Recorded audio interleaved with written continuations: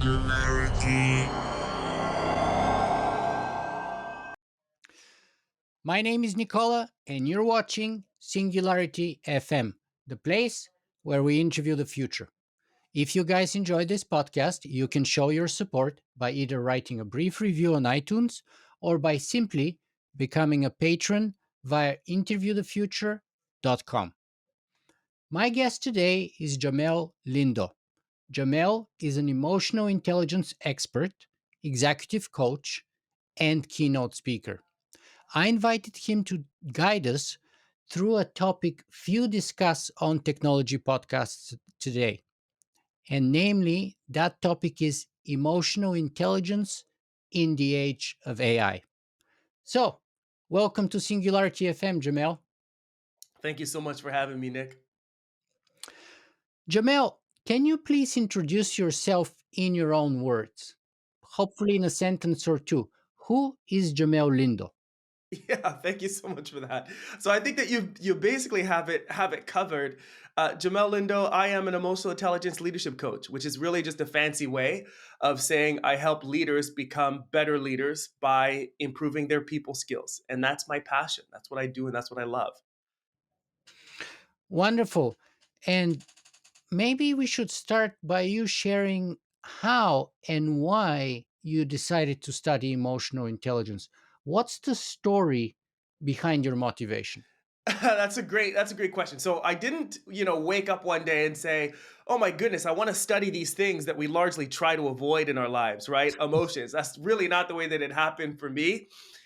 I would say that it got into me before I got into it. And what that means is I was a young kid, I just finished high school, and I was really struggling a lot with anxiety, social anxiety, all of these kinds of emotions. And the reason why I started this process was for me to become a better version of myself. I wanted to become a more confident version of myself. And I started to read on the topic, learn a little bit more about the topic, and started this journey of self awareness. And that's really the birthplace of this entire thing. It wouldn't be for another 10 years or so when I entered into my first leadership role where I started to see the connection between some of this work that I was doing on myself, emotional intelligence, self awareness, and being an effective leader. And that was kind of the birthplace of saying, okay, this is a critical component of being an effective leader. Let me now begin to take this lens. And so again, it would be another 10 years after that. I spent 10 years in the corporate space where I would kind of turn all of that knowledge and information and experience and a variety of different leadership roles into what I do now to support leaders in the work that they do. And that was kind of a but was there any specific story or episode that really kind of pushed you that where I don't know, you fell short of your expectations or those of the people around you, perhaps, and you felt the need because we are creatures of habit and comfort, I think. And therefore, usually there has to be some kind of a trigger before we become even aware that we need to do something in our life. So, was there, and I'm fishing here a little bit, but was there an episode perhaps that, or something that happened specifically, like a story? Fish away. There were many episodes. And to do a little bit of a deeper dive into what I just shared with you to give you more context, I think that we can all relate to the experience of being a really insecure human being. I think that largely most of us struggle with that. And so going through high school for me, it was a major struggle. And you wouldn't have noticed this looking from the outside in, right? But on the inside out, I knew that what I was experiencing internally.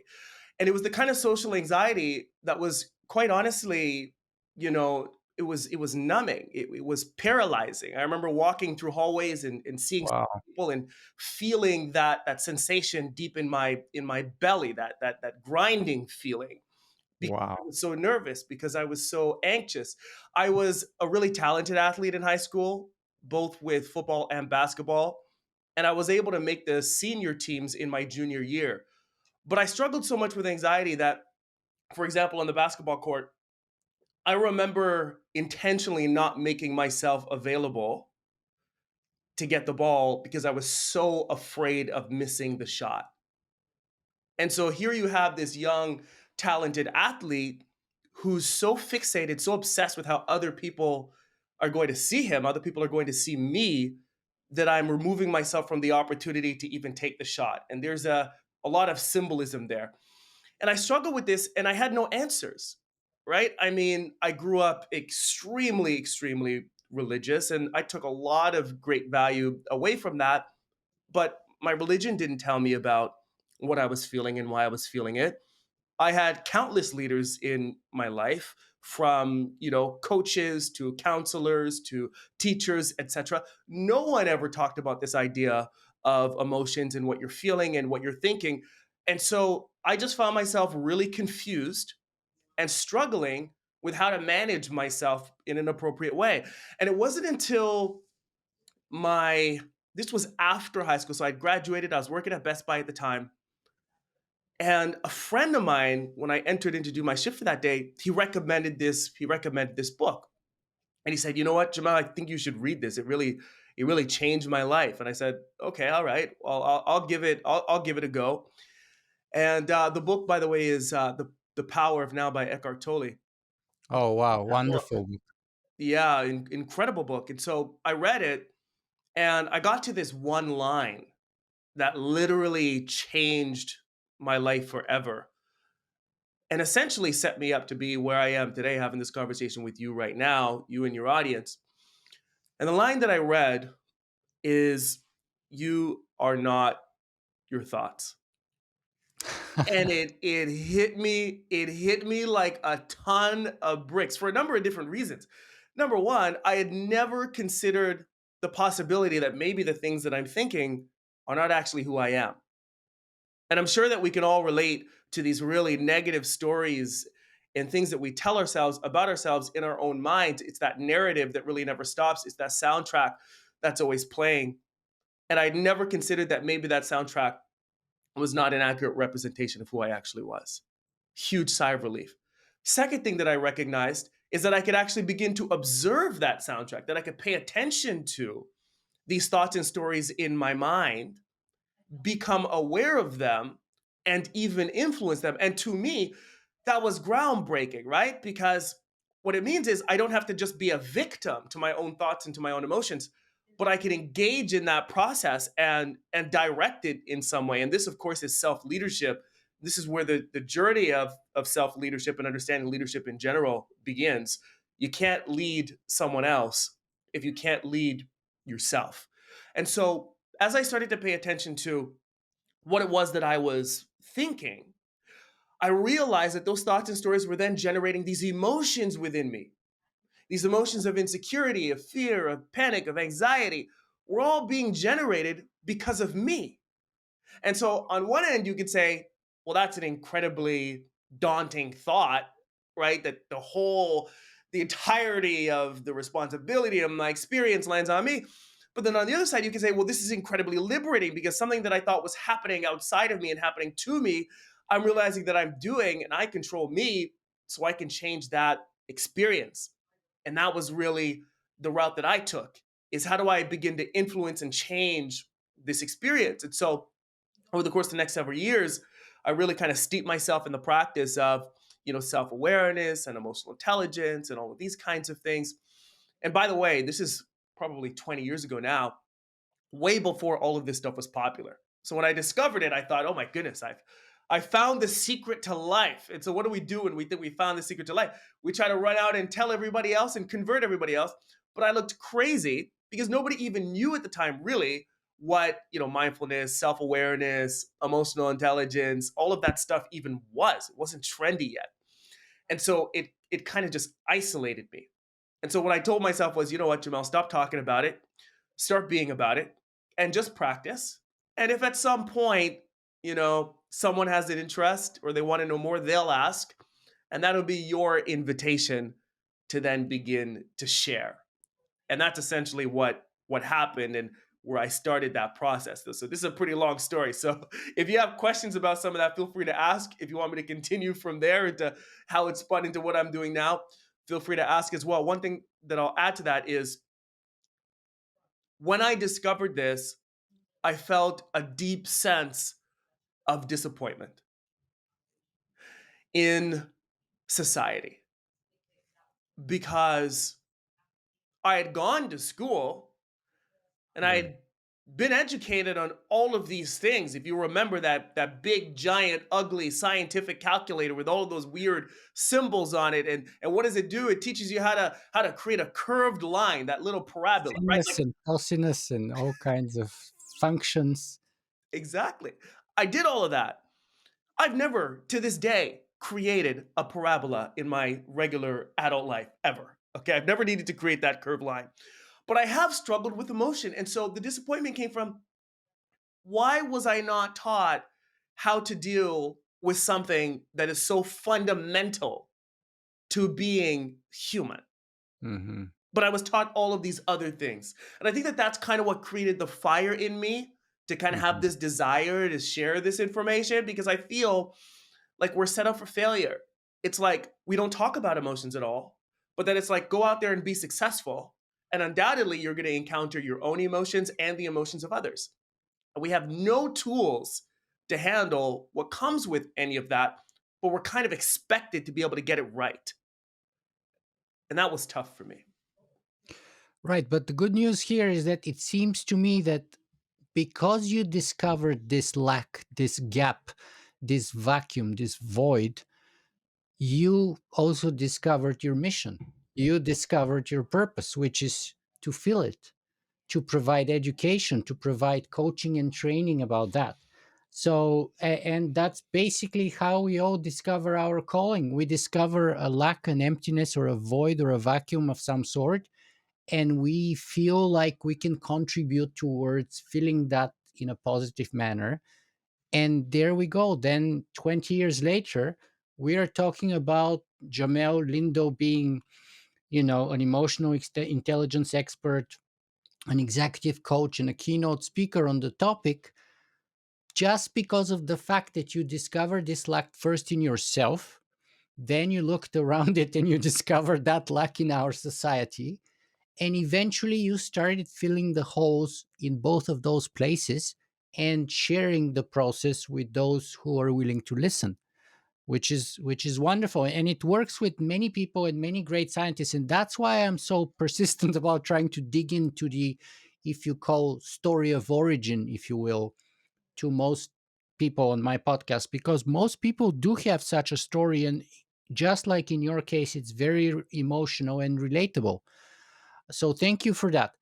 um, but let's say I wasn't such an athlete in high school and I didn't struggle as much as you did with confidence, didn't have the same issues. So here I am today, living my life, doing what I do. Why should I care about emotional intelligence if I don't feel I have these struggles that you did? Okay. That's a fantastic question. Oftentimes, when I meet with leaders for the first time, this is what's on their mind. Why should I care? Why is this something that I should invest my energy in? The first thing that I always say is if you can't find a reason to care, if you can't find a reason why this matters to you, then you shouldn't care. And I always start there because at the end of the day, this is about a process of self-discovery, a process of learning and a process of development, which is going to take a certain amount of effort and energy if you were to get any real result or benefit from it. And so, if I'm working with someone and we can't find something in the scope of emotional intelligence that they actually care about, I know that it's not the right time or the right opportunity for that person. So, the next question naturally becomes how do I then identify, right? If it is something that I care about. And typically when it comes to human beings, we don't really change when everything is all good, right? Like we need to come to some sort of challenge, we need to come to some sort of difficulty, and then it's in the struggle of that difficulty and the Pain is impact. usually the greatest motivator, right? Absolutely. 100%. And it's unfortunate, right? I wish I could learn some things with a lot less pain, right? But I'm super stubborn. So I need more pain than the average person to start learning. And so the real question to ask here, Nick, is what are the friction points that I experience? What are the ways in which my success is being impeded? in relation to others, and that can be communication, it could be in the way that we build relationships, it could be in the way that we respond to others, how they respond to us.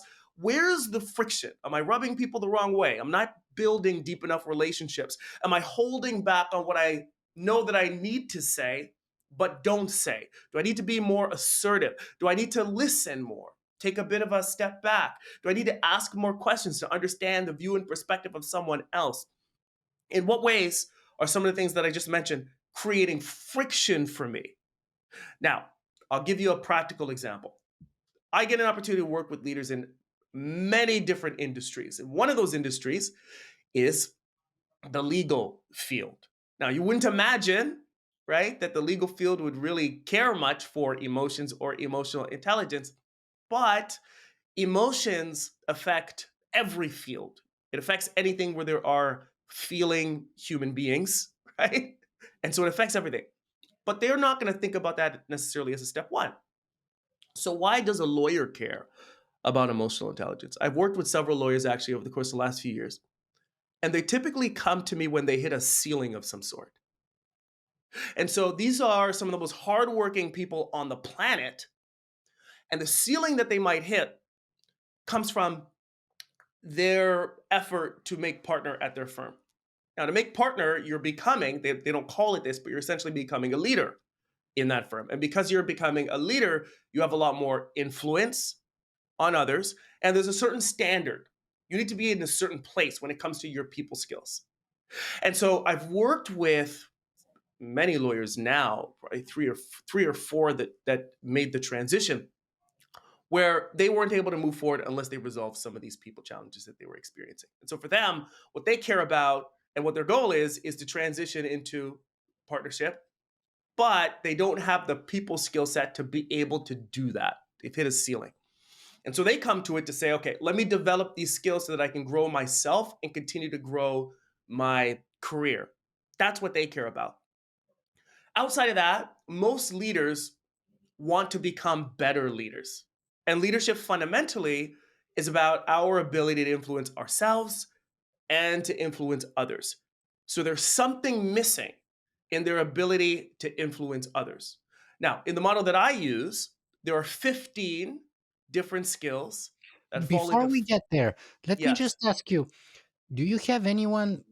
Because most of my audience is not from the legal profession. Most of my people are highly tech sophisticated people in the IT industry, software engineers, other engineers, and generally uh, tech leaders.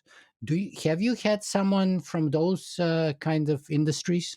absolutely. We just did some incredible work at the top of the year with an engineering firm, and same idea. These are partners of the engineering firm who are therefore leaders. And so, with any skill set where it's highly technical, legal field, medical field, engineering, the emphasis and the focus is on your technical expertise. It's on what you know. And because we become hyper focused on those things, and the industry tends to focus us on those things, rightfully so. What falls in the periphery are all of those people skills. How do I interact with people? How do I relate with people? How do I influence people? All the things that we had already spoken about. And so engineers come at this from a very unique angle where it's never really been a focal point. But at some point in their career, they start to feel the friction of not having the emotional intelligence or people skills or empathy. And that's where they suddenly realize I've got to develop and expand myself as a person, and it's not just about my technical expertise. There's another component here, especially if I want to grow and develop as a leader.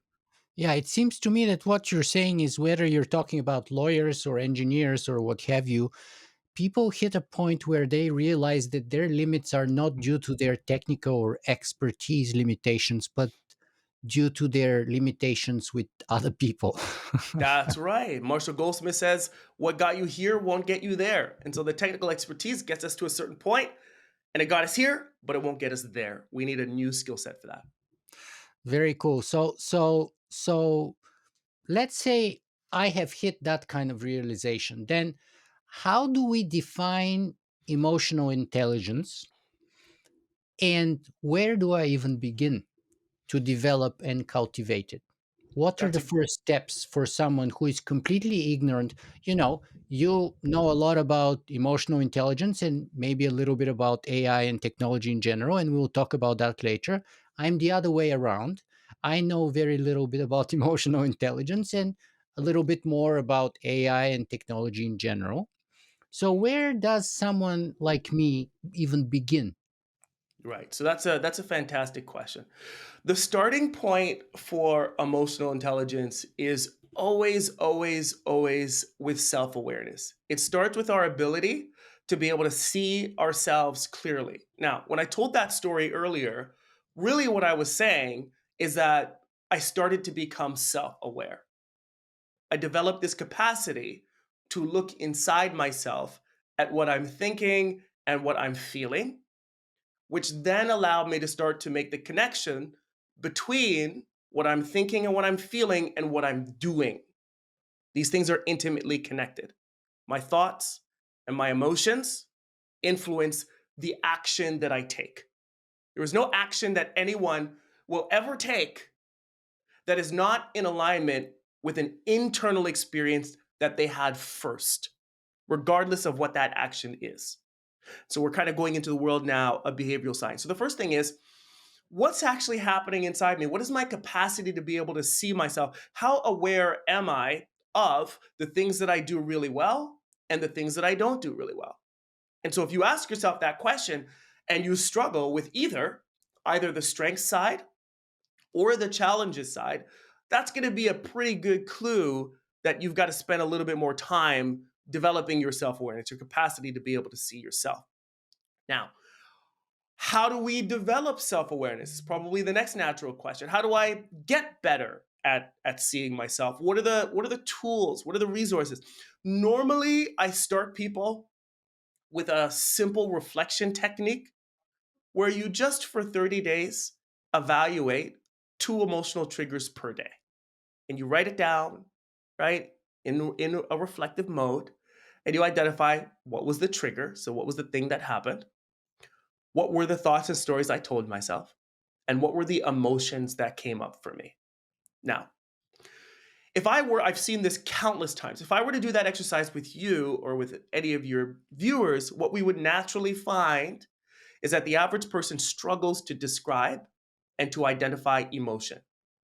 The average person's emotional vocabulary is very low because we don't focus on it. Mhm. And so, just by learning how to label what it is that we're feeling, and building out that vocabulary, right, we can then become far more articulate about our experiences. We can interpret our experiences with much more depth, and we can use that information within our emotions. There is information to make more informed decisions. Now, you might be asking or wondering, well, what information is in my emotions? Why should I pay attention to that? Well, number one, your emotions are a reflection of what you value, your core values, right? Things like integrity, respect, honor, loyalty, all of those things are core values, okay? They're also a reflection of your subjective experience because how you feel might not be in alignment with exactly what's happening. Sometimes it will be, sometimes it won't be. But it's always a reflection of how you're interpreting something, what is true for you. That's going to be important to know, particularly when what you're observing or experiencing is not objectively true. We got to be able to make that alignment, right? So we have that part of it, which is our experience, right? So you have what you value, you have what you experience, and then most importantly, you have what you need. Your emotions are a reflection of your needs. And so if we ignore our emotions, it means we're also ignoring our needs. And this is where burnout comes in, this is where resentment comes in, et cetera, et cetera, et cetera. So we really start with that building block of self awareness. And then from there, when we start developing those skills, that ability to look inward over time, it extends outwards into the other various EQ skills. And I'll pause there. I can go into more detail with the skills, but I'm curious maybe you wanted some more insight on some of that Yeah, stuff. to me, the fascinating part is that this reminds me so much to the inscription above the doorway or the entry of the Temple of Delphi, which reads, Know thyself. And of course, my Yes. favorite guy, Socrates, was all about that, know thyself. So I can really relate to that, and that makes me very happy. But I wonder, so going back to the definition, can you please help us define what emotional intelligence is? And is there any, so you gave us like some tips and ideas on how we can start cultivating it, but is there any way like we can measure or assess where we're at in that journey? How good or how bad we are at, whether as individuals, whether as organizations? Absolutely. Absolutely. So let's start with the definition, and I'll give you a variety of definitions that you can play with. And yourself and your audience can pick the one that resonates most with you because it's a very broad topic. Okay. Hmm. So, what is emotional intelligence? Fundamentally, emotional intelligence refers to your ability to recognize and manage your own emotions as well as the emotions of others. So, another way of saying that is when it comes to emotions, this is about your ability to manage them in a smart way, both your own as well as the emotions of others. Now, if we take that down to its base level, right, we can also say that it's people skills. You're a person, I'm a person. How do we deal with and manage that on a day to day? Now, let's pivot a little bit, right? That gets us a little bit closer, but because it's broad, right, we can land in kind of this area of ambiguity where we're Hmm. not yet totally clear. So let's keep going. To build on that, I would say that emotional intelligence is a set of skills. And this is really where we start to nail it. Okay. It is a set of skills that refer to, right, our emotionality, that connect to our emotionality.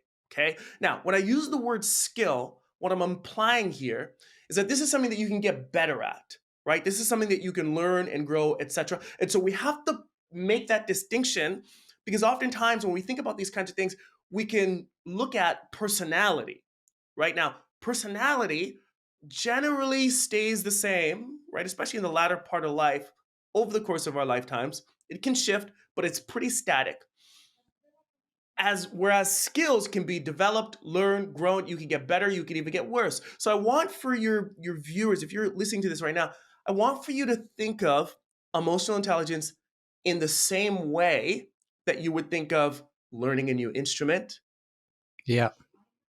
learning how to speak a new language, right? Yeah, that's what I'm hearing. It's like playing basketball or keynote speaking or writing better articles, or whatever. So I can hear the skills uh, uh, idea there, but I also heard that it's more than one. It's skills. It's not a single skill. Is that correct? Exactly. That's right. And this is where we get into the measurement component, all right?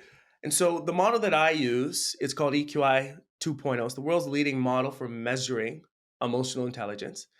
And it's made up of 15 different skills Wow. that fall into 5 different categories. And so there are 3 skills per category. And so I have this here with me right now, for example, and I'll give you the 5 categories first.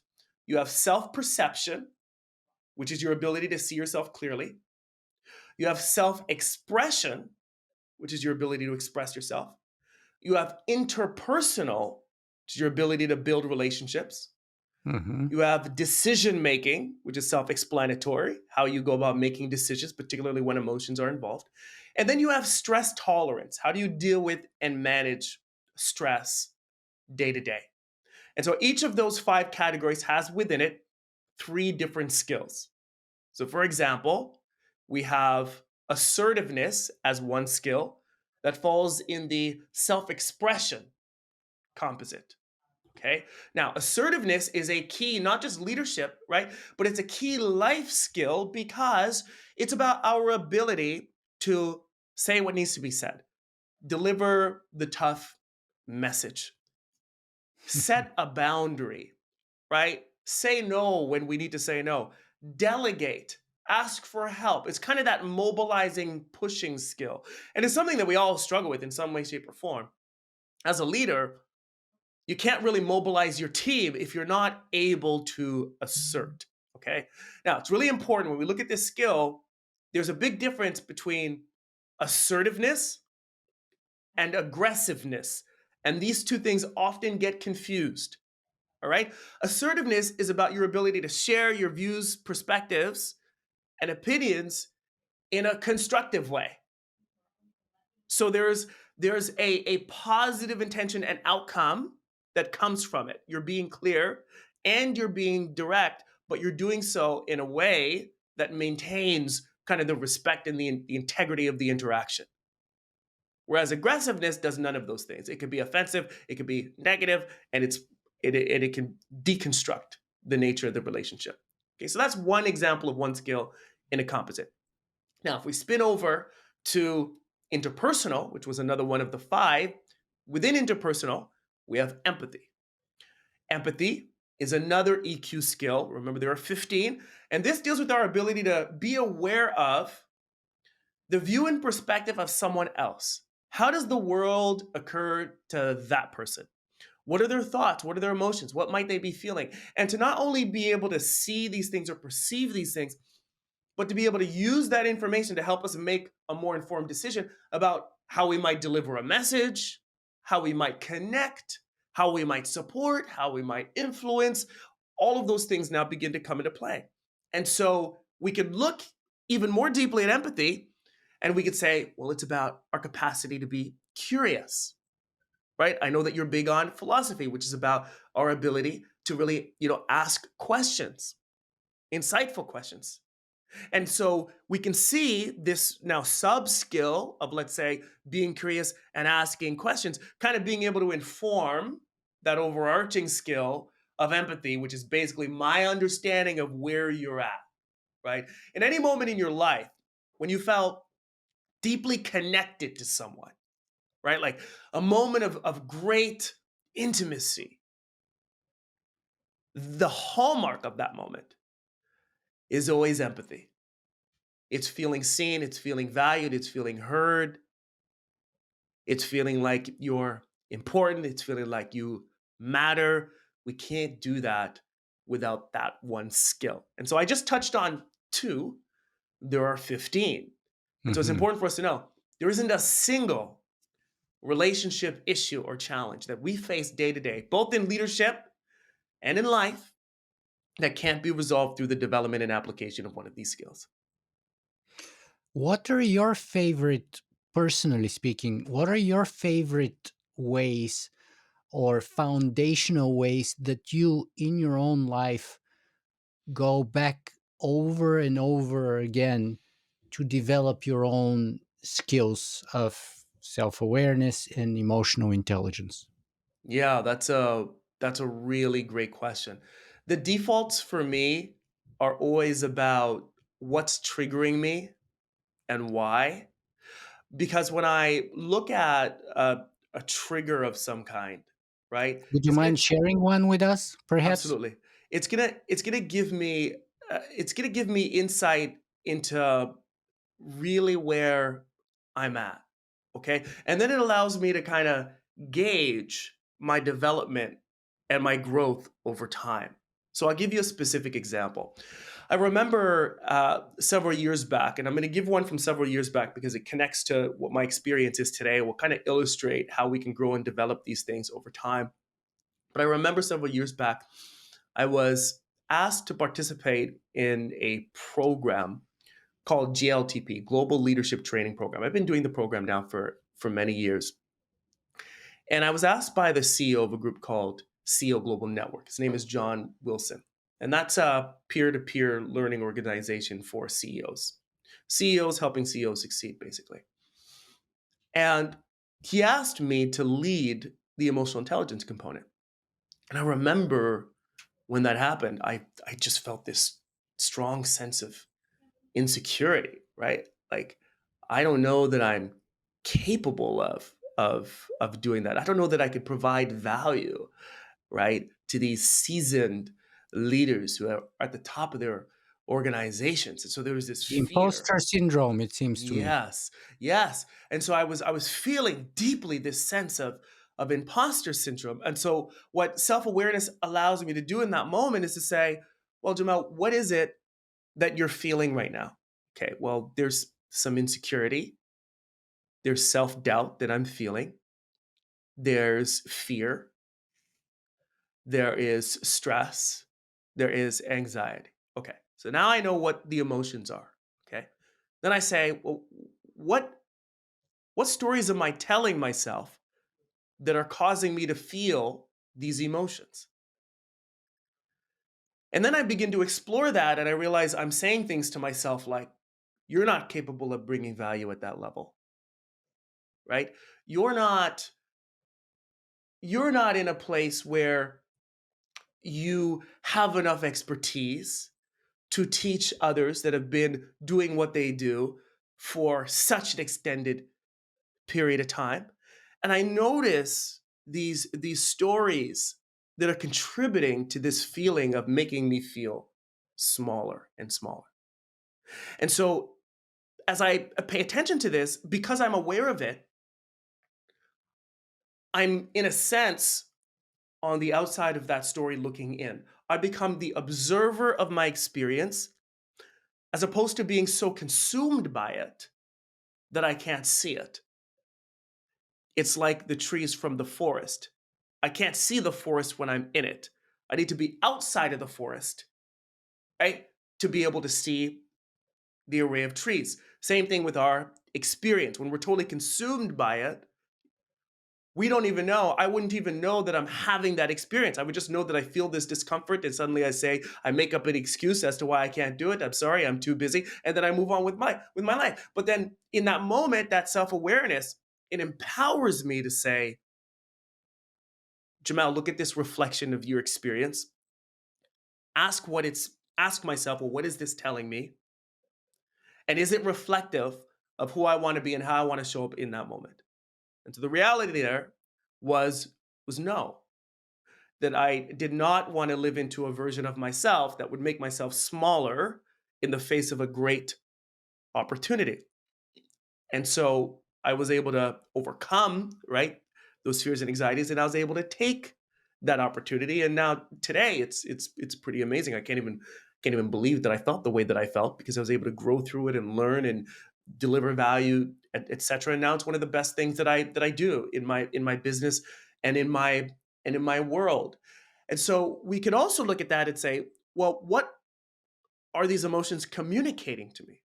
What are the values that are underpinning this emotional experience?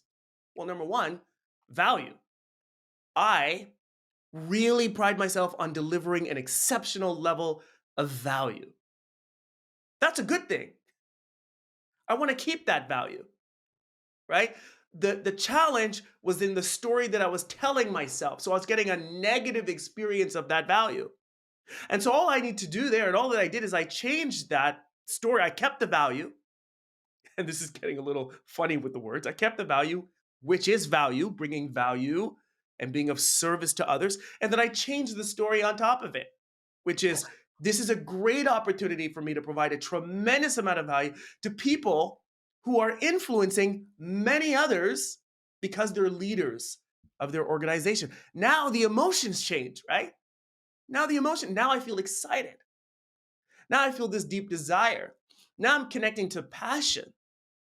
And so think like really lay that scenario out and think about the power that comes from being able to notice what we're feeling, to derive information from it, to interpret it, and then to consciously choose how we're going to respond and who we're going to be. And so now several years later, like I said, I've grown so much and I've changed so many lives. I say really, I've supported others in changing their lives by giving them tools. Other people do it. I don't do it. but I enjoy playing that part. And so that's an example of how this skill has come to life for me. One example. This happens all the time. That was one example. That's a wonderful example.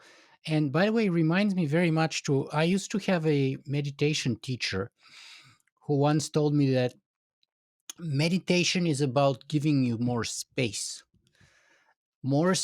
between what's happening and what you do.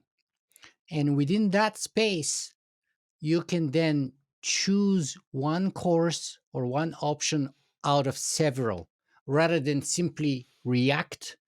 You can choose, consider, and cautiously and or deliberately and cognizantly choose the better option for you. And that's because of the fact that you have that space which gives you the chance to act rather than react. It's kind of like he even said that the best definition he heard was from a little kid who once said, meditation is about not punching someone on the nose. Love Because that. when you're a little kid and some other little kid is irritating you, maybe you want to punch them, and that happens with adults too, by the way, right?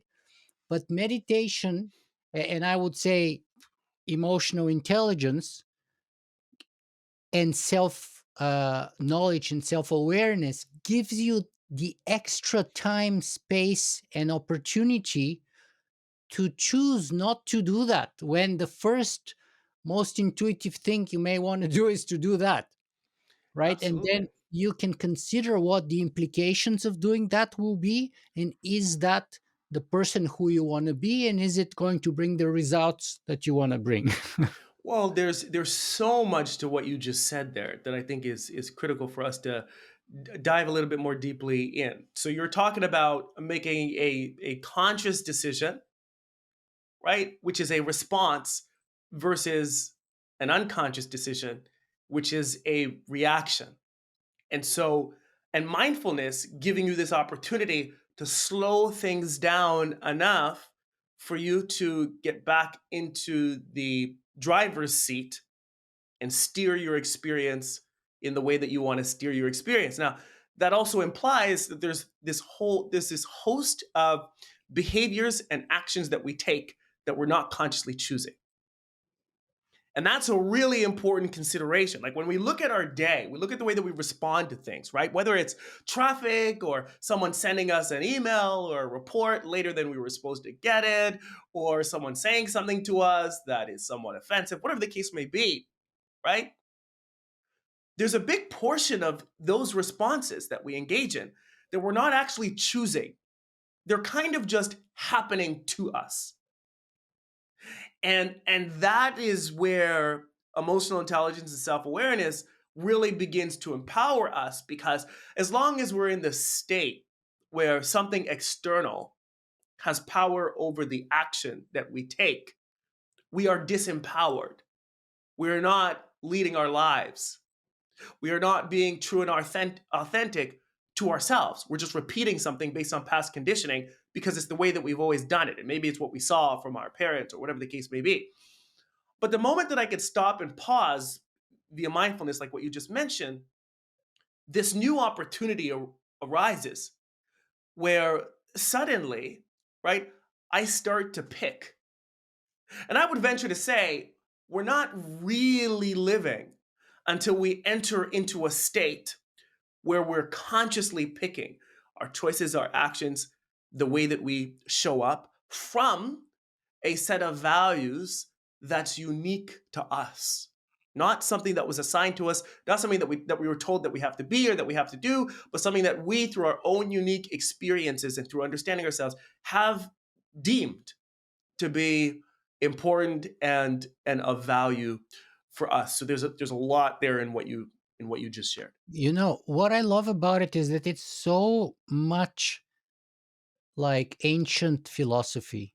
Hmm. Uh, because, for example, Stoic philosophy, not just the Socratic philosophy, but Stoic philosophy, if you were to sum it all up, is about the distinction between what happens to you is different than what you do about it. And Mhm. how you don't have the power to control what happens, but the only thing you control is what you do about it. That's what Exactly. that's the very essence of Stoic philosophy. Yes. And so there's a lot of that in exactly what I'm saying, right? Because it allows us to take our power back, right? Like one of the things that I notice when I'm having conversations with leaders from all different kinds of organizations is we seem to have misplaced our power, and we go about reclaiming it in all of these negative ways. Passive aggressiveness, inflating our own egos, beating our chest, competing against certain things, wanting to get the credit, wanting to be seen in a certain way, chasing the title for the sake of the title or the money or the accolade. We're trying to find our power somewhere out there, which inevitably only results in us feeling more and more powerless because nothing outside of you can deliver an authentic experience of power. It's always fleeting, it's always temporary, right? Like there's this momentary feeling of power. Let's say you're in this argument, right, with someone, and you finally prove that you were right and they were wrong. You have this momentary inflation, but then we somehow default back into this fear that maybe we don't know what we're talking about, and so it manifests somewhere else, right? We get the promotion, we get the title, and then there's this momentary feeling of like I'm the best, right? And I feel great about this new title, and then it's fleeting, right? We get the new car, we get the new house, and there's like this moment, and then it's fleeting, and so we've misplaced in our power, and we don't know where to find it because we're looking in the wrong place. A true experience of power is always derived from an internal state. It's a state of being, not a state of circumstances or of possessing certain things or of achieving a certain accolade. And so the moment that people start to realize that, I can make a decision to approach this from a state of empowerment. I can recognize my own values and make choices that are in alignment with values, right? I can learn how to see myself as valuable and worthy. I can place value on myself, my own strengths and abilities and internal resources. So I'm not chasing that externalized value and recognition on the outside. Suddenly we can relax in our being a little bit more. The challenge that we face when we begin that process is that we have to see the reality of who we are now.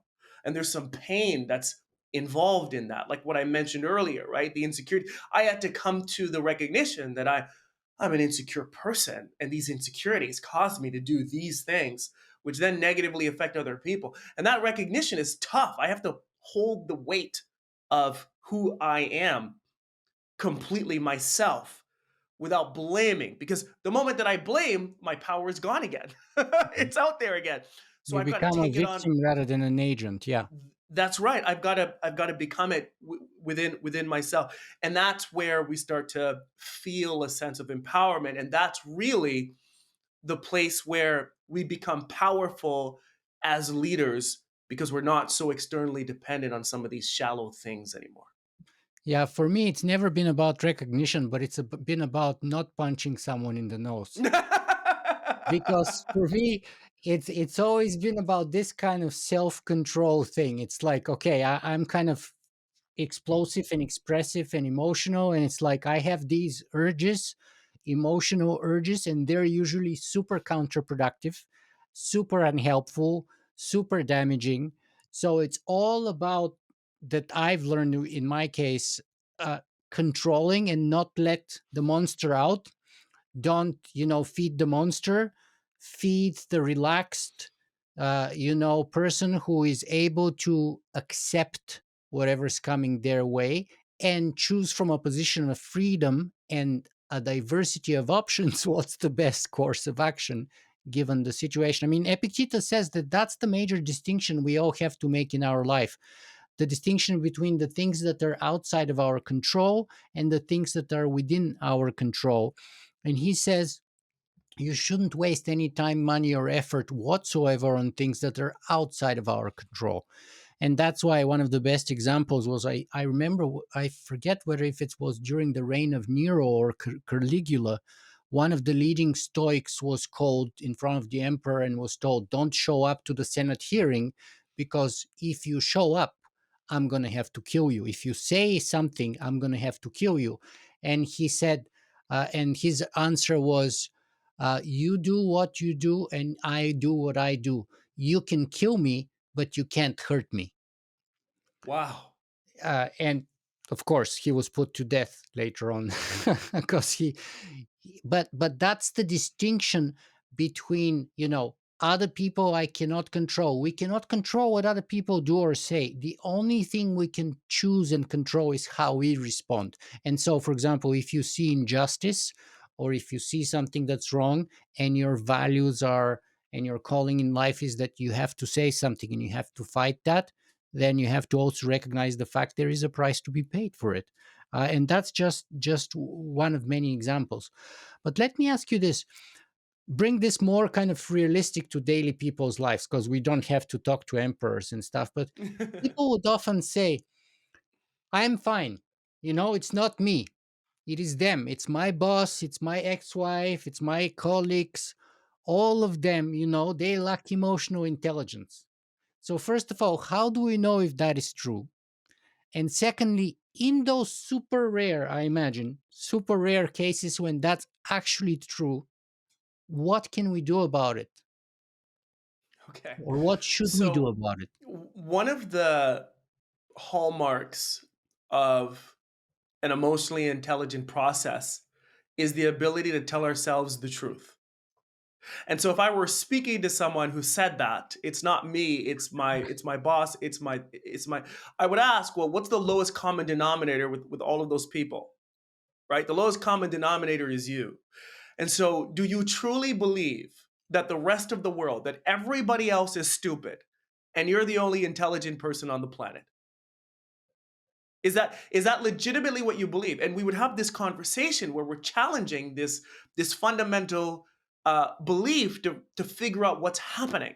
And so typically when we have an ideal like that, well, everybody else is stupid and I'm the only intelligent one. Well, we could go a level deeper than that, right? Well, what are some of the emotions that are associated with living in a world where everybody else is an idiot? Anger, frustration, annoyance. That would be the hallmark of your experience. So then we ask, Righteousness? sorry, Righteousness? righteousness, absolutely, right? Yeah. So then we ask, well, if we look at the course of your day, how much of your time are you spending in those emotional states? And again, it comes back to honesty and truth. And if we're being honest, then that person would say a good portion of my day because people just keep doing stupid things or whatever the case may be. Okay. And so then we would say, well, your state of being, right, is a negative state of being because it's composed of all of these negative emotions. And by negative, I don't mean bad. There's still value in understanding what these emotions are saying, right? And so we would then take that angle to figure out, well, what is that anger really about? How is Is it that working for you?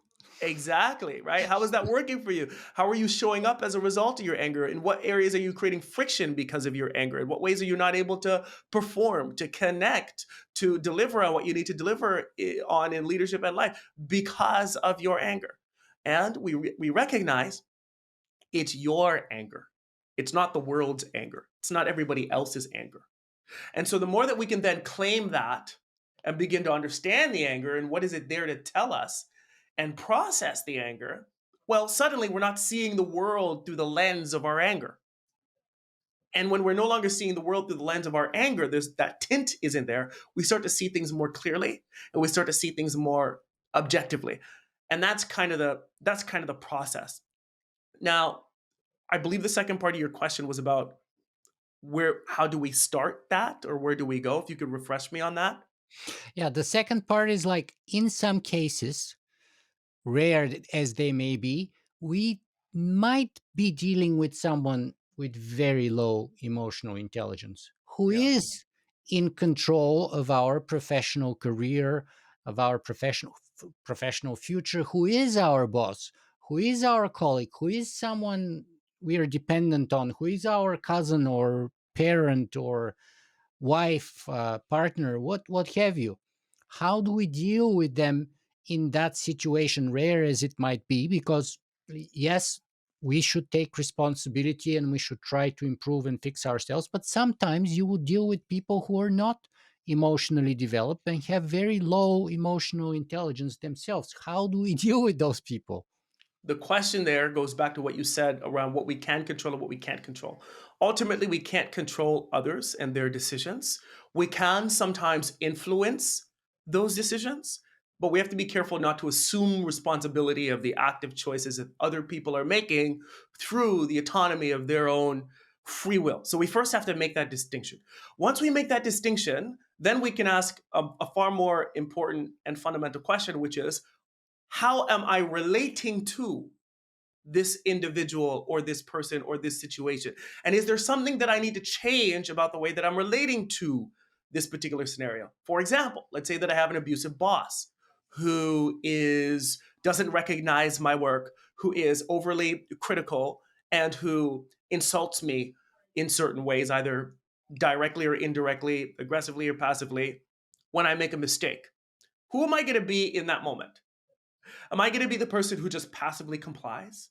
Am I going to laugh at a joke that they make about me that's hurtful, which means that I've abandoned myself in a sense and my values? I become a shell of myself, right? Am I going to act like it's okay when really it's not? Or am I going to make a different choice? Am I going to say, "Hey John, I know that that's a joke, but I just want to let you know that it's not okay by me. So I'd prefer if you didn't make jokes like that." That's an EQ skill. That's some degree of assertiveness, some degree of emotional expression, some degree of self regard, which is self confidence. For me to step up and say that, it means that I value myself. So there's confidence and self regard there. And so the first thing that you have to ask is, how am I relating to this situation? And is there something that I need to do here that I'm not doing? So that's one thing. Now, let's take a different angle on the same situation. We can also ask, have I provided feedback? And that's a difficult thing, right? Like a lot of us struggle with providing outward feedback, but it's important that people have some idea of how they're coming across. Otherwise, they have no opportunity to be able to change. And so it's our responsibility to be able to share, right, that feedback with that person in obviously a very respectful and professional way. And then it's up to that person to choose whether or not they make the adjustment. If they're not willing to make the adjustment, well, now the choice defaults back to me. Do I want to continue to be in a place where I'm exposing myself to negative and toxic behaviors? And if the answer to that is yes, then the question becomes, how much do I really value my own life and my own experience? Why don't I value my life more to believe that I deserve better than that? If the answer is yes, then we go out and we find another opportunity at a culture that's more in alignment with who we are and what we want to experience and what we believe that we deserve. And so it's so easy to overlook the me component in the problems that we face. And acknowledging that there's a me component in there somewhere doesn't mean that we're relinquishing others of their responsibility as well. And it doesn't mean that we're accepting those things. It just means that we're making a decision to not be a victim to a situation and to find our power internally and then to take the most appropriate action to create the most appropriate outcome.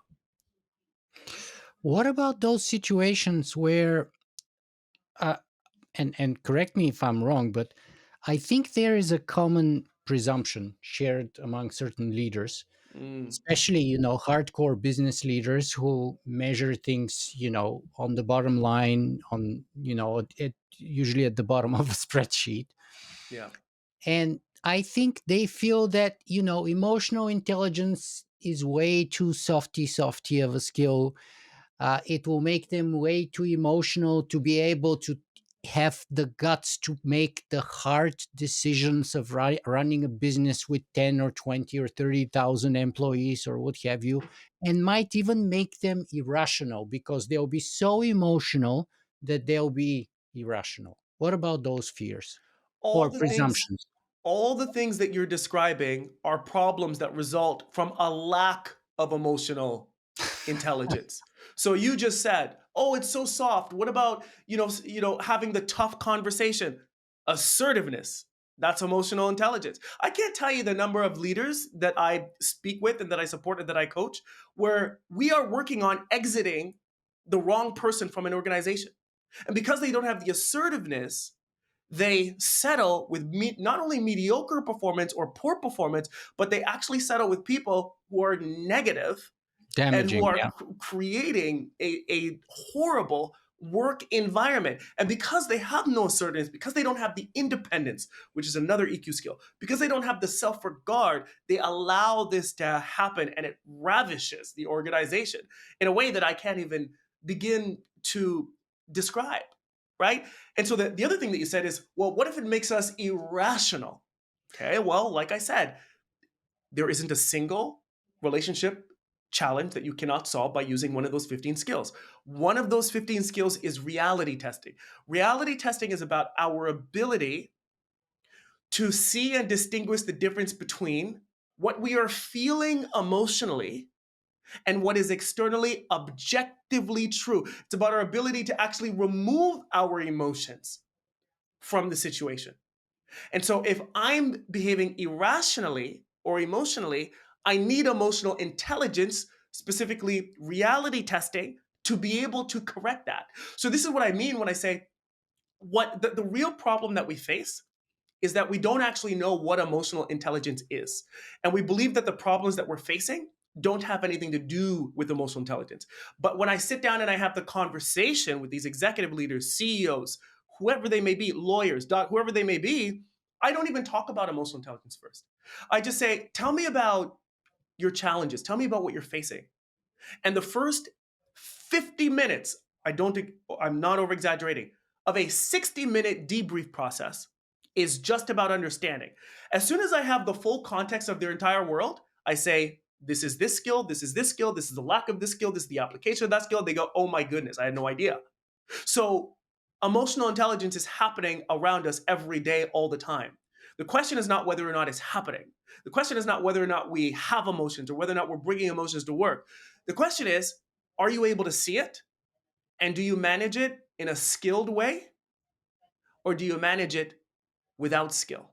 Are you in charge of your emotions, or are they in charge of you, basically? Bang on. That's exactly right. Right. So, and what you said in the first part, that actually it's not so soft because it teaches you assertiveness and reality checking and all those things. It reminded me, actually, when I did martial arts, there was a saying that the soft is hard and the hard is soft. Yeah, I love that. I And love that. that reminded me about that, the fact that it looks or is presumed that it's a soft skill, but actually it's not. It's a hard skill. It's hard to acquire, it's hard to practice, it's how to implement. It's hard at every level. That's why we are afraid and we run away from it.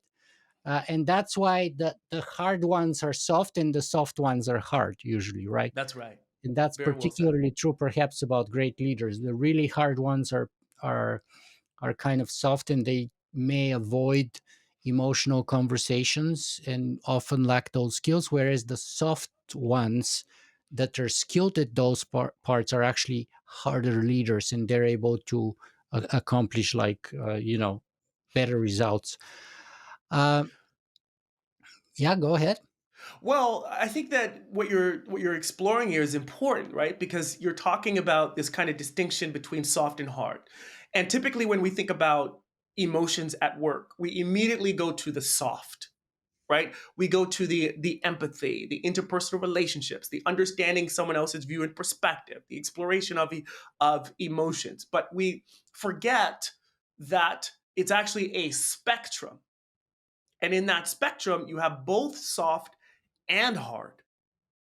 Assertiveness, hard, right? Independence, hard. Reality testing, hard. It's a range.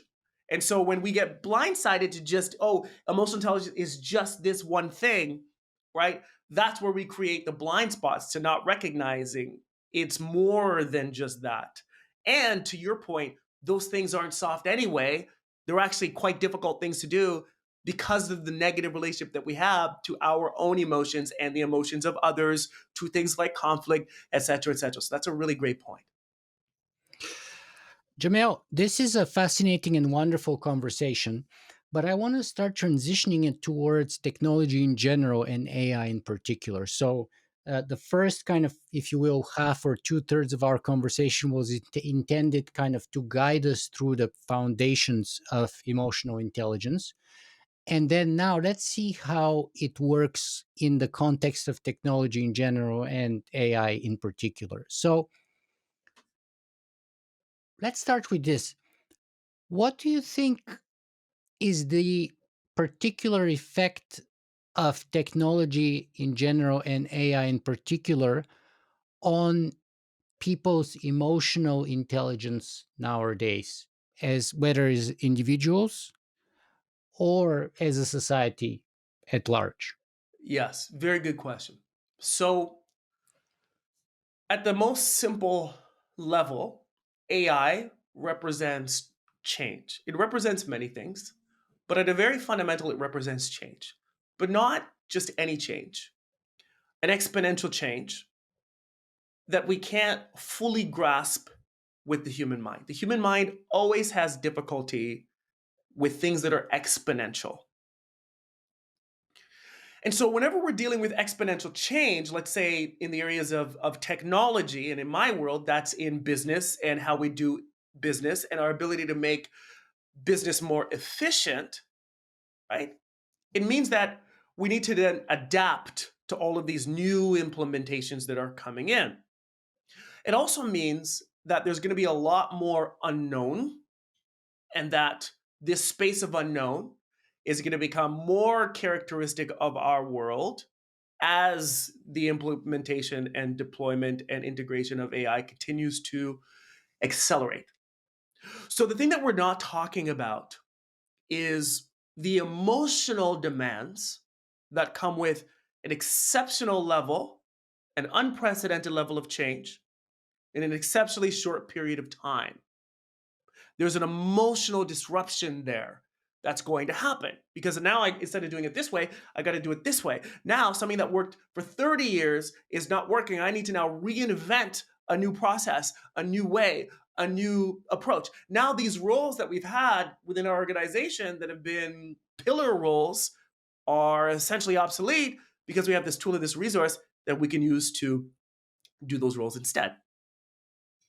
You kind of jumped right into the deep end here, and I want to back up a little bit because let me see if I can rephrase it. Because my question was a little bit more about the individual and society in general, and let me give you a specific observation, and you can correct it maybe from your knowledge and expertise. So my impression is that technology in general uh, diminishes uh, emotional intelligence. And what I mean by that is the following specific observation, and that's my bias subjective perception of it. So you see, I have two nieces and a nephew, and my nephew is 11, 12 almost. One of my nieces is 9, and the other one is 6. And they are not allowed to have cell phones. They have very limited time doing a lot of technology. They're super active kids. They do circus. My nephew is almost like a professional level swimmer. He swims 2 hours every single day, 7 days a week, sometimes twice per day. And then he competes and all of that. And when I take pictures in my free time, it's one of my hobbies. I take pictures at his birthday party or at his competitions. And what strikes me while taking these pictures is that many of their peers, whether at 10 to 12 or 8 to 10 or 5 to 6, don't have basic emotional intelligence skills. So, for example, my nieces and nephews are very well versed. They speak very well for their age. They look you straight in the eye. They pay attention to you when you're speaking to them. They're very respectful. They don't feel awkward. They know how to behave because they're very active in circus, in sports, and all those things. Whereas their peers are constantly on their phones. And this, I may sound like an old dinosaur here saying this, but they don't know how to look you in the eye when you're an adult. They don't know how to hold a conversation. They can't stay focused while you're saying a sentence or two. They can't even look you when they're talking to you, and all of those things. And so my perception, biased and skewed as it may be, is that because my nieces and nephews have less of an exposure to that cell phone, they're not on social media, any of that stuff, they have had a lot more opportunity, given their outside activities like sports and circus and stuff. They have had opportunity to cultivate and develop emotional intelligence, whereas many of their peers, unfortunately, it seems to me, young kids nowadays really struggle with that, really struggle. And that's also in terms of confidence, as you said, because my nephew, you know swims and does all the things, even though he's very, very short for his age, very short, tiny boy, literally the shortest one. He swims against people his age who are almost double his size, and he sometimes wins against them, right? But that gives him confidence and all of that. So I'll stop now, and you tell me, is this observation wrong? Is there anything to it? What's your professional opinion on this? Is it the case that that massive usage of technology like cell phones and social media at a young age diminishes the emotional intelligence of our young people? I think that I'll go at it from this angle. I believe that technology is, in some sense, the smoking of our generation. What do I mean by that? Well, for a very long time, we smoked openly and publicly, and we enjoyed it. There were even some campaigns in the 60s that would say that smoking is good for you and that it's healthy for you, right? And then it wasn't until much later when the science and the research caught up to us that we realized that smoking is a carcinogen and it causes Julie's grandma, for cancer. example, Julie's grandma was prescribed to smoke cigarettes because she gained weight when she got pregnant with Julie's mom, and her doctor prescribed her to smoke cigarettes to lose the weight. Exactly, right? And so, think about that world. So we look at that now, we say that's crazy. And so I believe that over the course of the next, 5 to 10 years, hopefully sooner, we're going to be doing the same thing with technology because we will have understood how it impacts the development of the brain and social skills and our ability to be able to connect, particularly in youth and in children where these skills and these abilities, these social skills, they're so nuanced, are just being developed for the very first time. And so to kind of redirect that into technology, I think that we're going to see the implications of that later on. And we're going to recognize, oh my goodness, we were crazy to give our children this kind of technology because it stifled them in these ways.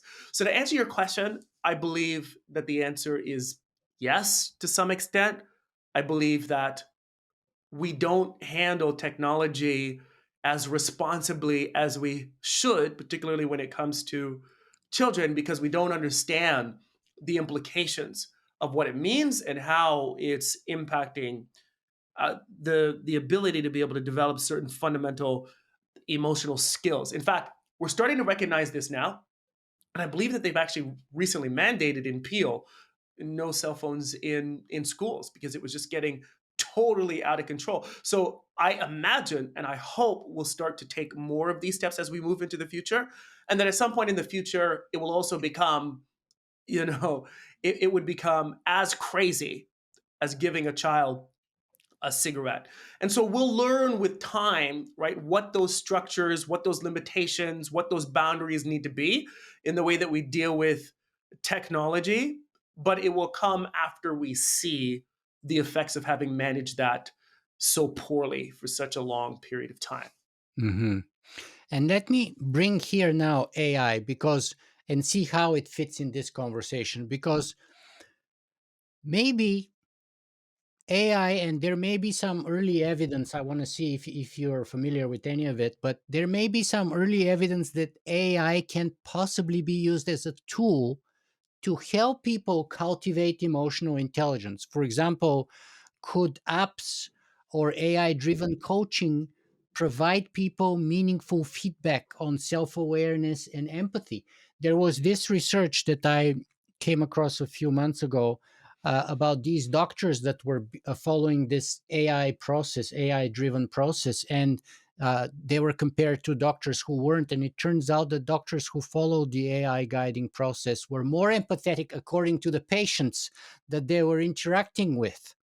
So it seems that in this case, if you are a doctor using AI versus a doctor who was not using AI, the AI helped doctors were more empathetic rather than less. Hmm. Now I'm thinking about you as a coach, executive coach. I mean, I I don't know how possible that is. You tell me, what do you think? But do you think that we can create a Jamelle Lindo AI agent that can go and train your clients on emotional intelligence, for example, that can guide your training sessions and stuff like that? Could we take that trend, which may have some damaging effects on our youth right now, and reverse it with the help of AI and the knowledge from experts like you? Okay.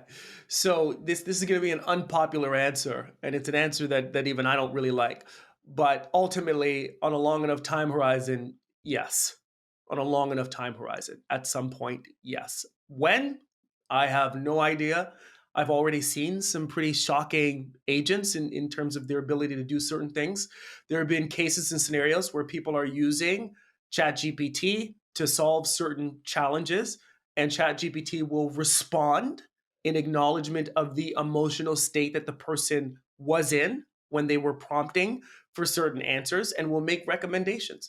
And so I think on a long enough time horizon, yes.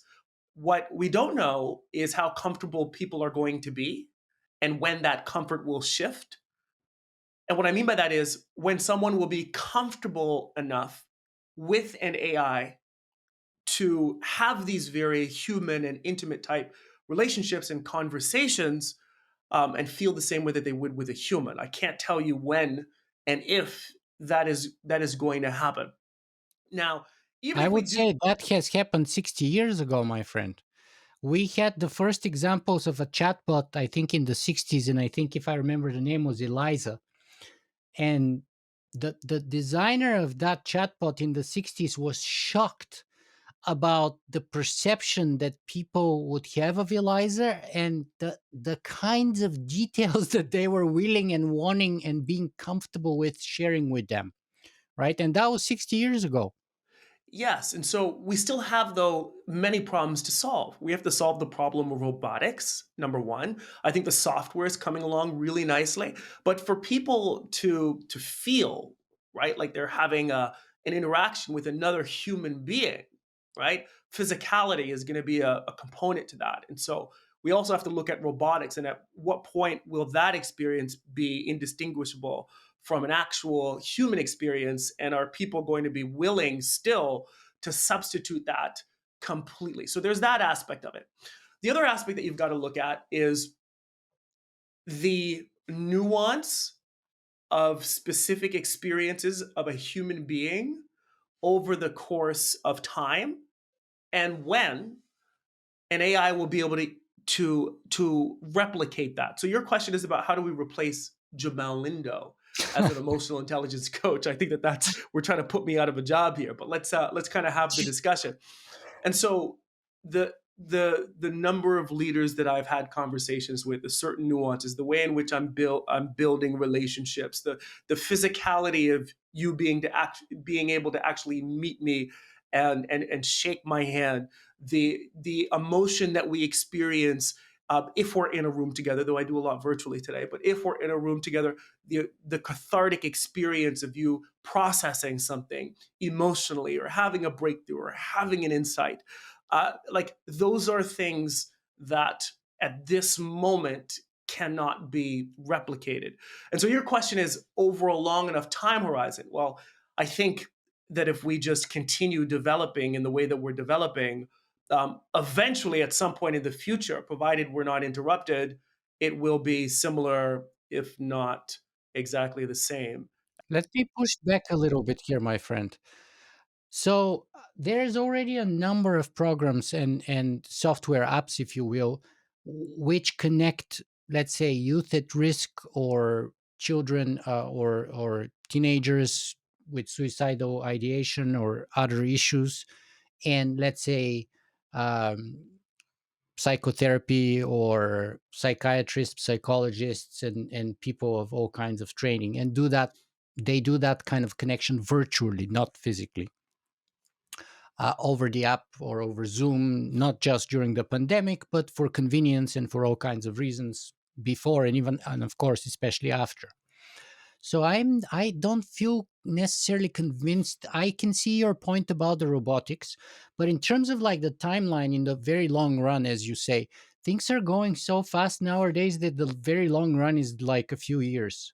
uh Yes. but that's now one thing, but the second is like I'm not convinced we necessarily, and maybe I'm wrong about this, feel free to correct with your opinion, but the physicality may or may not be required.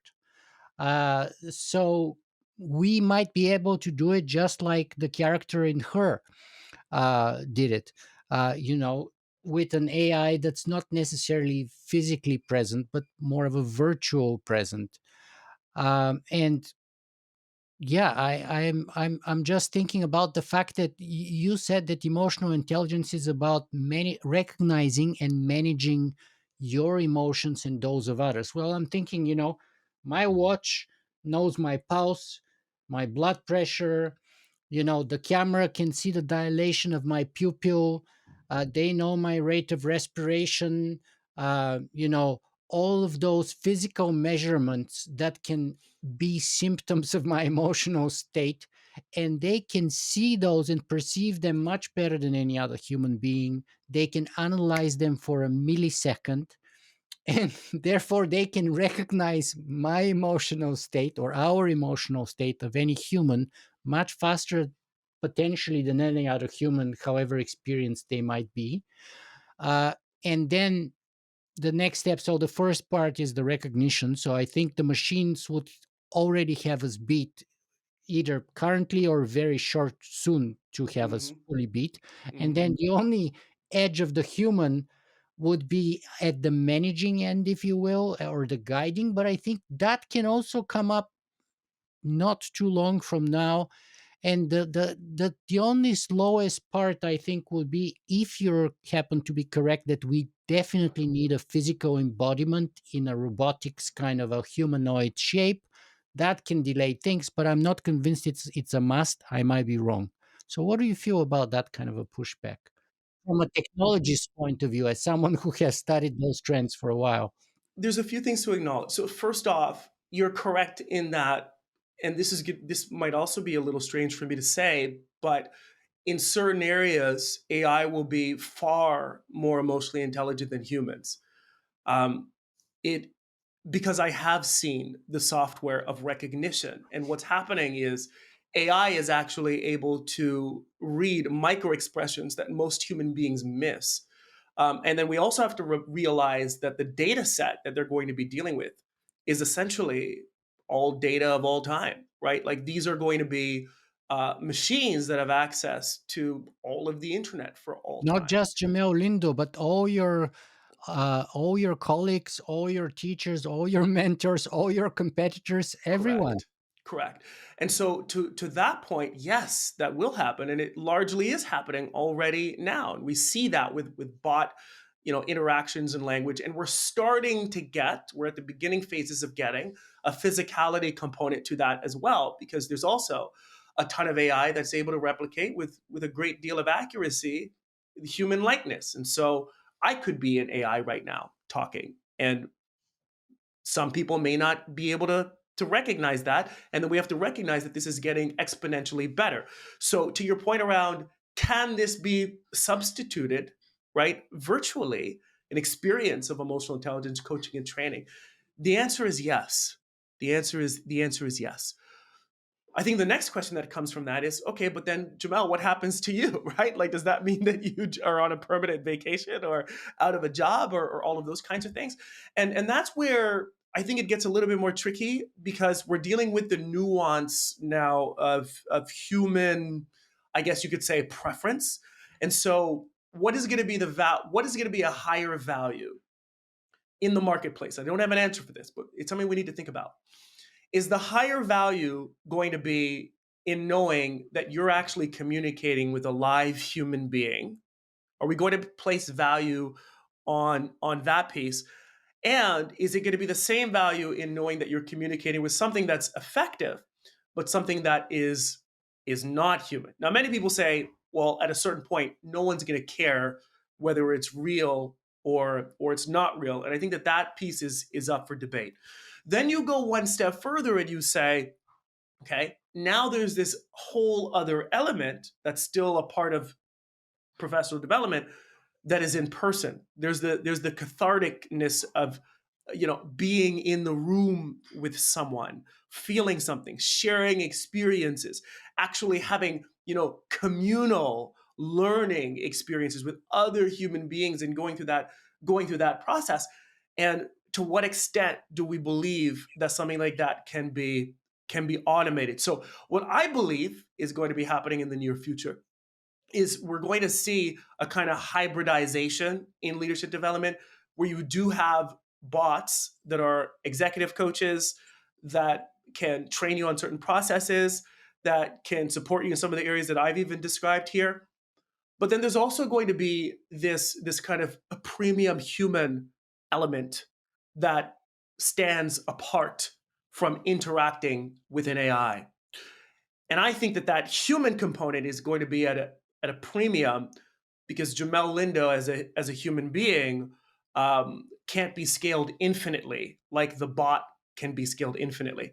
And I don't know, right? We'll have to see what the market does with this. But I believe that as AI becomes more scalable and more accessible, and essentially at some point everybody will have the best possible EQ coach in the world on their handheld, that having an opportunity to get into a room with another human being who's exceptionally gifted and talented in a particular area now becomes a different value proposition in the marketplace that I believe as human beings we will overvalue. Now, is that a fact? Right? It's not a fact. But we have to remember that just because we're dealing with AI machines that are exceptionally advanced and human-like in many cases, oftentimes, sometimes even more human in the way that they interact with us, it doesn't totally remove that kind of natural, inherent need for, physical touch, for physical connection, for real eye contact. I don't believe that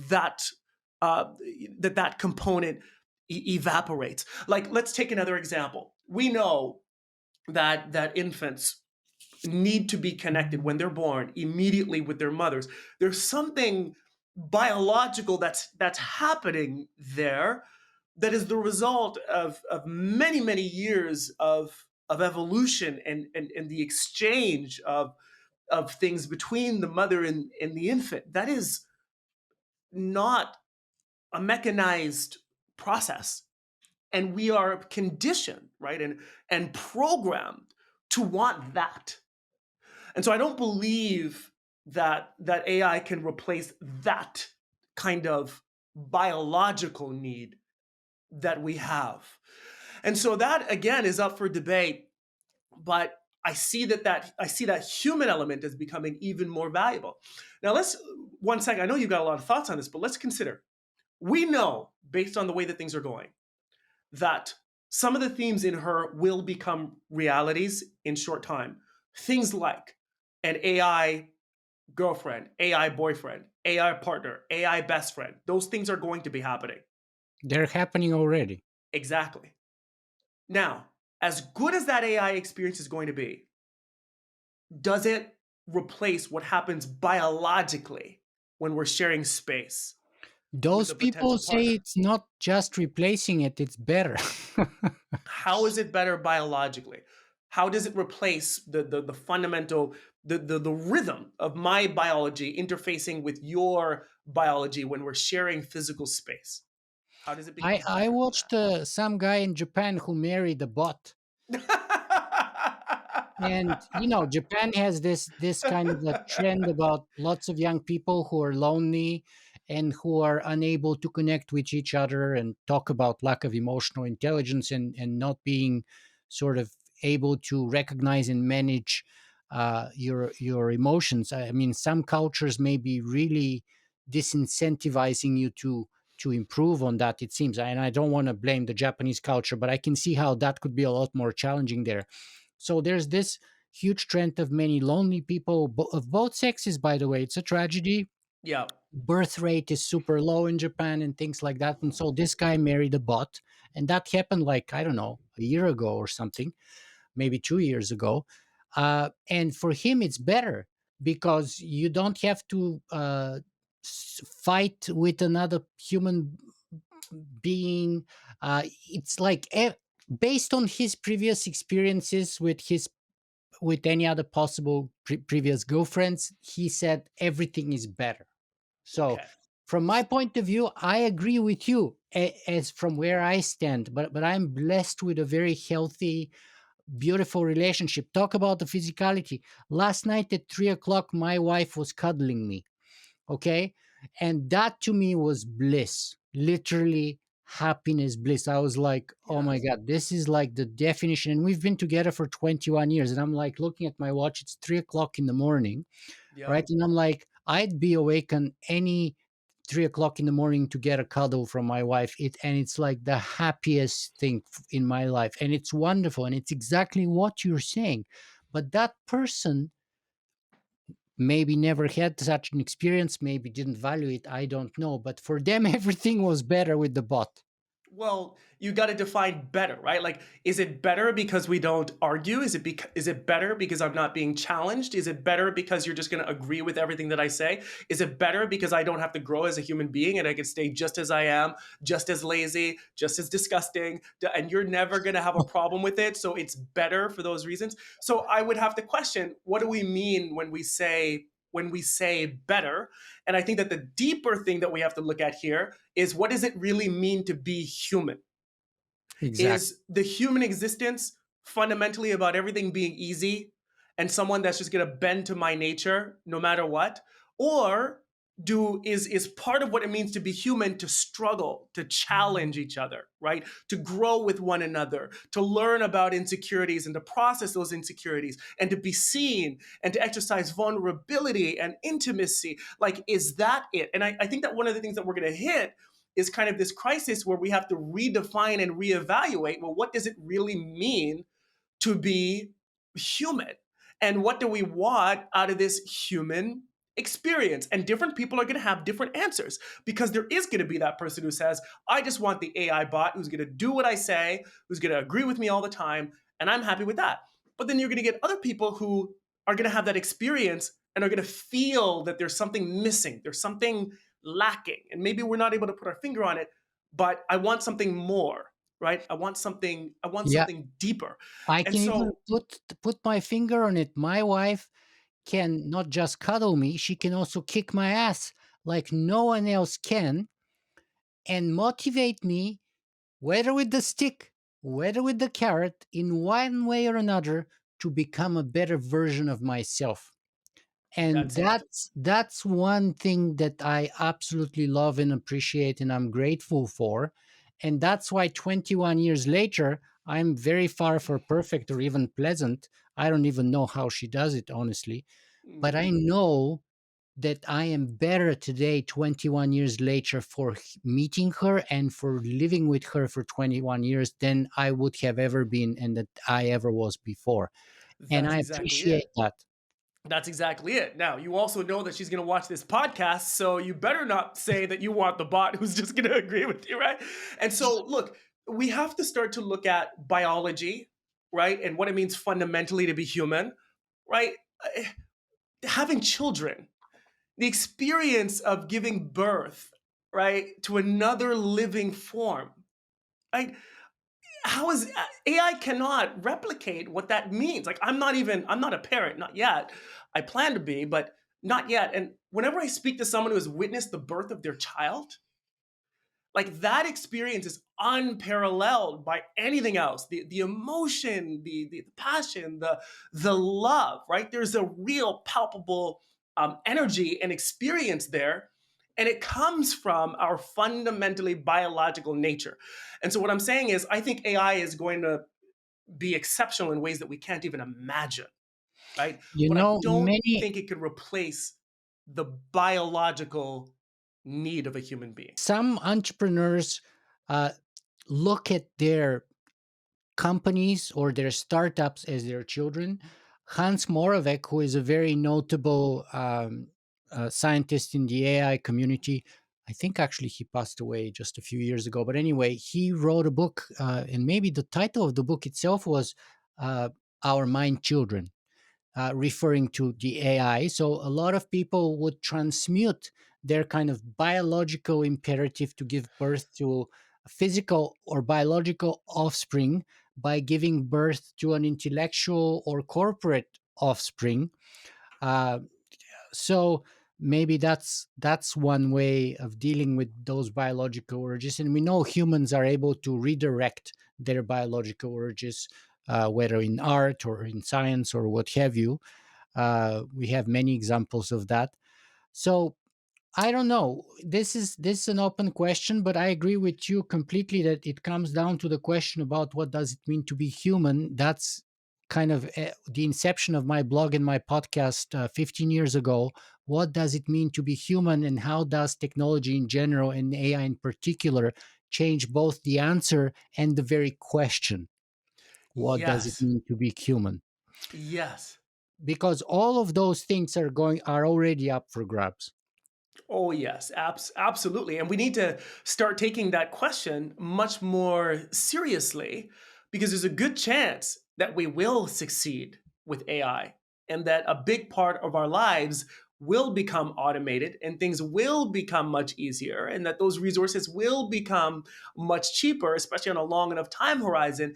And so we've got to revisit that and say, what do we really want as human beings out of life now that we're not plagued by this need for survival? Let me ask you another question with respect to AI here, and that kind of connects to the most common fear, of course, is that people are going to be replaced by AI, first professionally, and then maybe even biologically. Hmm. So, how, from the point of view of an emotional intelligence expert, how do we deal, or how would you help people to deal with their fear of being replaced professionally, let alone in the longer run? A lot of people are raising the question of, uh, AI replacing us entirely biologically, and how we're like the dinosaurs on our way of going extinct and all of those things. Okay. And so the first thing is AI, this fear around AI taking my job, right? Like that's the big thing. Is AI going to take my job? Is AI going to take my job? What we're seeing instead, and there are some cases, especially with things that are very repetitive, where that will be the case for some. What we're seeing more is this idea of augmentation, where a human is still involved, but they're augmented by what AI can do. And so we really have to change our mindset instead of only thinking about replacement to also thinking about augmentation. Now, what does augmentation mean? Well, it means that we're still fundamentally working off our own individual skill set and ability, but now we have access to essentially a super intelligence that we can leverage in our decision making. And so the judgment component will likely still land on the responsibility as a responsibility for the human being, but our access to information, our access to different probabilities and possibilities is done through the machines. And we're actually seeing this now, right? We're seeing the beginning of these kind of collaborative relationships between humans and AI in the medical fields. Now, a lot of AI is actually doing a better job of diagnosing certain things than a doctor, and so the doctor will use this technology to help inform their decision making, but still ultimately will will hold the judgment of that decision and the implementation of whatever the solution is. We see the same thing in law, right? No single lawyer can know every single case that has happened in all of time and all of the specific nuances of each of those cases, the legal nuances, etc. A lawyer will just not be able to compete with that. But a lawyer can use that in their decision making for how they go about litigation, how they show up in court, what arguments they then decide to create. And so we're likely headed toward instead a world of augmentation instead of replacement.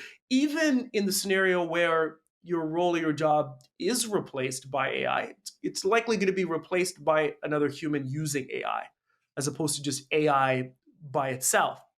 Now, we have to account for the fact that there are agents that are now starting to hit the market that can do everything from point A to point B. But for now, right, there's still a programming phase, there's still a human element behind the agent. For how long that will be the case? Well, we don't know, right? This is where we now get into the conversation of AIs that are able to write their own code and learn independently from human beings. And I think once we get there, we're dealing with an entirely new world. None of the rules from the past apply. And so I can't give any answers in terms of what that's going to look like. Yeah, and I'm just concerned, if you have. So the Great Depression only involved like 20 or 25% worth of unemployment rate. Hmm. I forget if it was 20 or 25%, but it was somewhere there, a fifth to a quarter of the work age population being unable to find a job, and that was the Great Depression. Hmm. But I'm thinking, there's like 5 million truck drivers and other people who make a living just in the United States by driving a vehicle for a living. Those Yes. people would be gone. Then Hmm. there's all the cashiers, Hmm. something like another 2 million in the United States. So that's 6 million already. And then Yeah. when you start piling up things like that, that are possibly going to happen, not Yes. not even including any of the blue collar jobs, I mean of the white collar jobs, middle level management, even upper level management, where an AI would possibly be able to take better decisions and you don't need the physicality of a CEO and all of that stuff. And Hmm. I don't know, as you say, I don't know when it will happen, but I see the spread of possibility from next year to the next